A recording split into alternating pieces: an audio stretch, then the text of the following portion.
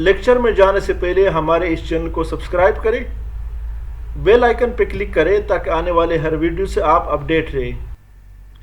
तो दोस्तों, आज की इस लेक्चर में इफ़ के फार्मूले के साथ एंड का अप्लाई करते हैं कि इफ़ के फार्मूले के साथ एंड का किस तरह अप्लाई होता है, कहाँ पे अप्लाई होता है। ये हमारे पास एक शीट है जिसमें सीरियल नंबर है, स्टूडेंट नेम है, स्टूडेंट का 3 मुख्तलिफ टेस्ट है। टोटल मार्क्स फर्ज करें 100 है एक टेस्ट में, लेकिन ये जो नंबर है ये स्टूडेंट ने लिया हुआ है, ये हमने मैनुअली पुट किया है। अब यहाँ पर दूसरा टेस्ट है, तीसरा टेस्ट है, इसमें मुख्तलिफ मार्क्स स्टूडेंट ने लिए हैं। तो दोस्तों, इफ़ के साथ एंड क्यों लगाते हैं, इसका मेन मकसद ये यहाँ पे आप देख रहे हैं।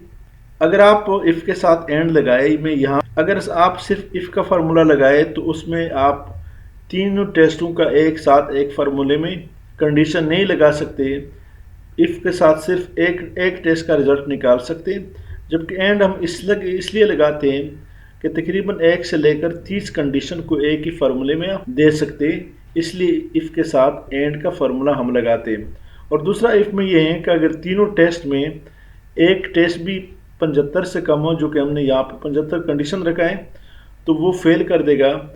जबकि एंड में आर में ये है कि अगर तीनों में किसी एक टेस्ट में 75 से ज़्यादा हो, 75 या 75 से ज़्यादा हो, तो वो पास कर देगा। इफ़ के साथ आर और इफ़ के साथ एंड में यही मेन फ़र्क।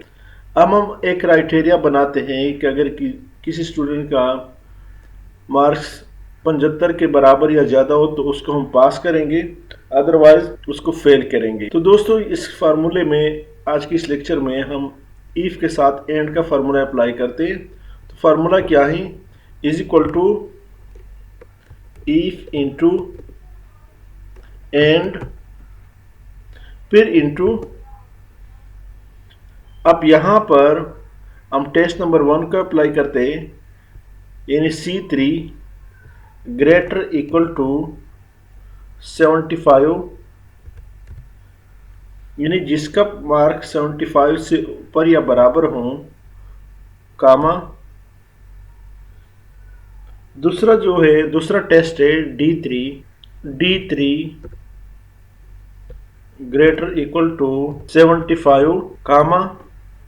Test number 3 E column 3 row E3 greater equal to 75, bracket close करें। अब यहाँ पर कामा लगाए, उसके बाद डबल कोलन में पास को डबल कोलन में बंद भी करें, फिर कामा, फिर डबल कोलन ओपन, फेल, और डबल कोलन आखिर में भी लगाए, और आखिर में ब्रैकेट क्लोज करें। फार्मूला क्या है, इफ़ के साथ एंड का फार्मूला अप्लाई हम करते हैं। इफ़ को एंड के साथ अप्लाई करते हैं, ये एक टेस्ट है, इसमें स्टूडेंट के मुख्तलिफ मार्क्स लिए हुए हैं।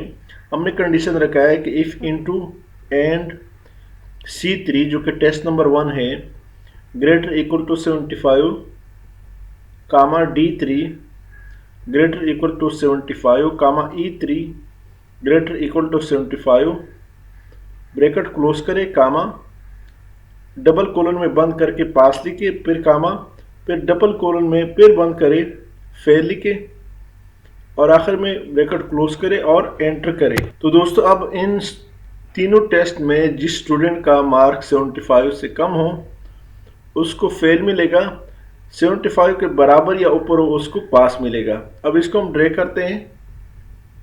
ये 3 मुख्तलिफ टेस्ट हैं। तो ये आप देख रहे हैं, रईस खान पास हैं, अहमद नवाज फेल हैं, जांदल खान फेल हैं, रमीज़ राजा पास हैं, सुहेल खान जो है ये पास है, काशिफ फेल हैं, बाकी सब फेल है। अभी मैं यहाँ पर इसको, चूँकि इसका 67, 63, 56, अब इसका पहले ख्याल जो है, इसका पहले टेस्ट में 87 है, दूसरे में कम है, तीसरे में 75 से कम है, इसको मैं 75 कर लेता हूँ, बल्कि 80 कर लेता हूँ, फिर देखते हैं, फिर भी पास नहीं हुआ है।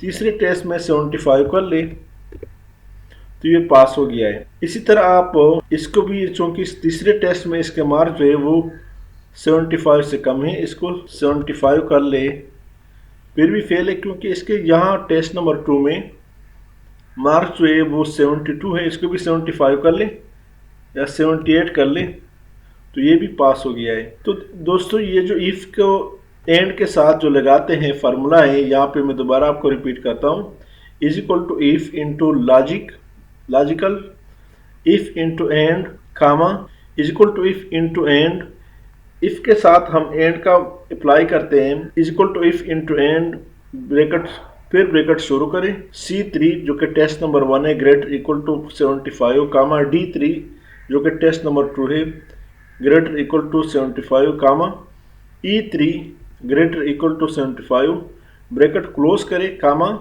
उसके बाद डबल कोलन में पास लिखे, फिर कामा लिखे, फिर डबल कोलन में फेल लिखे, क्योंकि यहाँ पे ओपनिंग में भी 2 छोटे ब्रैकेट हैं, इस वजह से यहाँ क्लोजिंग में भी एक छोटी ब्रैकेट यहाँ पे आएगा और एक छोटी ब्रैकेट यहाँ पे आएगा। तो ये क्राइटेरिया है पास और फेल के लिए जो कि हमने अप्लाई किया है। जिसके मार्क 75 में किसी भी टेस्ट में कम हो तो उसको हम फेल करेंगे, 75 के बराबर या ऊपर उसको हम पास करेंगे। हमारे इस चैनल लर्निंग सेंटर को ज़रूर सब्सक्राइब करें, लाइक करें और कमेंट ज़रूर पेश करें। Thank you so much.